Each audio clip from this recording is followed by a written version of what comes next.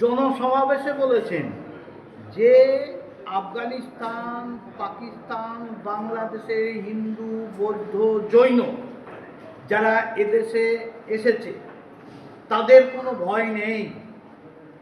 SIR হলে কারো ভয়ের কোনো বিষয়ই নেই। তারা যদি এই গোষ্ঠীর হয়ে থাকে তারা সিএতে আবেদন করে নাগরিক হয়ে তারা ভোট দেবে।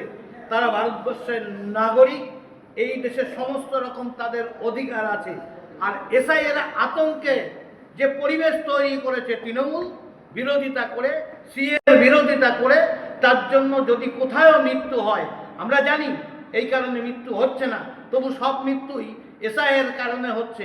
আর আমি বলবো এই তৃণমূলের দাবিটাকেই বলবো, তার জন্য দায়ী হচ্ছে তৃণমূল কংগ্রেস। কারণ তাদের ভয়ের পরিবেশ সৃষ্টি করে অপপ্রচার করার জন্যই আতঙ্ক সৃষ্টি করে মারা গেছে। আর তাদের বিরুদ্ধে তৃণমূল খুনের মামলা আনা উচিত তৃণমূলের লোকের বিরুদ্ধে। কারণ এসআইয়ের বিরুদ্ধে তারা ভয়ের বাতাবরণ তৈরি করেছে, সিএর বিরুদ্ধে তারা না করার কথা বলছে। এই সর্বনাশী নীতির জন্যই দায়ী হচ্ছে। যদি কিছু করে থাকে তার জন্য বাংলাদেশি মুসলিম তারা পালিয়ে যাচ্ছে। আর সেই কারণে যাতে কিছু জাল ভোট ঢোকানো যায়, তারা দলবাজি করে বিএলওদের নিয়োগ করেছে, দলের লোক দেখে দেখে নিয়োগ করেছে, অবৈধভাবে কাজ করছে, তৃণমূলের নেতৃত্বে ইশারায় কাজ করছে, তৃণমূলের পার্টি ক্যাডারকে বিএলও করেছে। সেই কারণেই এটা সৃষ্টি হচ্ছে। এই বিষয়ে আমরা নির্বাচন কমিশনকে সর্বত্র আমরা রিপোর্ট করতে কর্মীদেরও বলছি। আমরাও সমবেতভাবে যা রিপোর্ট আমাদের কাছে আসছে সেটাও আমরা মেল করে ইসিআইকে জানিয়ে দিচ্ছি।